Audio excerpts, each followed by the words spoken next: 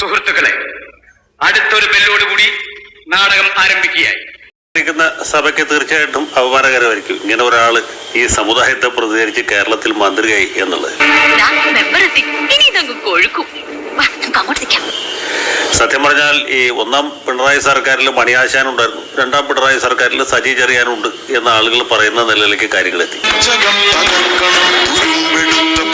ഈ ഒന്നാം പിണറായി സർക്കാരിൽ മണിയാശാൻ ഉണ്ടായിരുന്നു, രണ്ടാം പിണറായി സർക്കാരിൽ സജി ചെറിയാനുണ്ട്.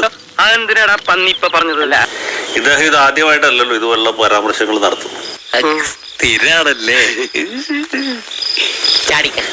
ഒരു സന്ദർഭത്തിൽ ഇന്ത്യൻ ഭരണഘടനയിൽ കുന്തവും കുടച്ചക്രം അന്വേഷിച്ചിട്ട് അദ്ദേഹത്തിന് രാജിവെക്കേണ്ടി വന്നു.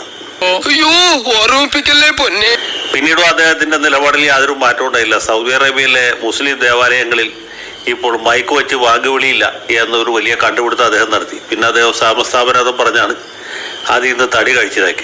ഇങ്ങനത്തെ എന്തൊക്കെയോ ഹോബികളാണ്. അതുപോലെ ഈ കഴിഞ്ഞ ദിവസമാണ് അദ്ദേഹം നമ്മുടെ വന്യവയോധികയായ മറിയക്കുട്ടിച്ചേർത്തിയെ കുറിച്ച് ഇതുപോലെ ഉള്ള പരാമർശങ്ങൾ നടത്തി.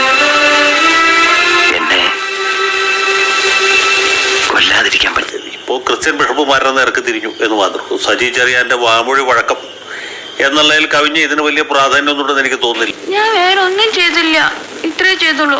അതിനാണ് ഇങ്ങനെ ബഹളം വെക്കുന്നത്. ഇനിയിപ്പോ ഇതുകൊണ്ട് തീരുന്നില്ല, നാളെ അദ്ദേഹം വേറെ ആരെങ്കിലും നേർക്ക് തിരിയും എന്ന കാര്യത്തിൽ യാതൊരു സംശയമില്ല. ഇങ്ങനെ ബെല്ലും ബ്രേക്കും ഇല്ലാത്ത ഒരാള് മന്ത്രിയായിട്ടിരിക്കുന്നു, അത് സാംസ്കാരിക മന്ത്രിയായിട്ടിരിക്കുന്നു എന്നുള്ളത് കേരള സംസ്ഥാനത്തിനും മന്ത്രിസഭയ്ക്കും ഇടതുപക്ഷ ജനാധിപത്യ മുന്നണിക്കും അപമാനമാണ് എന്നുള്ളതാണ് അതിൽ അടിസ്ഥാനപരമായിട്ടുള്ള ഒരു കാര്യം. എന്റെ പിള്ളേർക്ക് അച്ഛനില്ലാണ്ടാക്കരുത്. രണ്ടാമത്തെ പ്രശ്നം, അദ്ദേഹം ഉന്നയിച്ച പ്രശ്നം തീർച്ചയായിട്ടും ഗൗരവമുള്ളതാണ്. കാരണം മണിപ്പൂരിൽ വലിയ വംശഹത്യ അല്ലെങ്കിൽ കൂട്ടക്കൊല നടക്കുന്ന സന്ദർഭത്തിൽ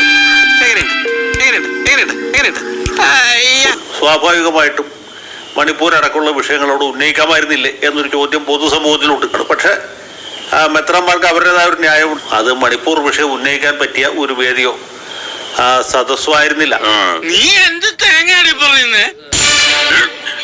എനിക്കൊന്നും മനസ്സിലാവുന്നില്ലല്ലോ. പറയുന്നത് അവർക്ക് അവരുടേതായ ന്യായമുണ്ട്, മറ്റുള്ളവർക്ക് അവരുടേതായ ന്യായവുമുണ്ട്. അപ്പൊ സ്വാഭാവികമായിട്ടും അതൊക്കെ നമുക്ക് മനസ്സിലാക്കാവുന്നതാണ്.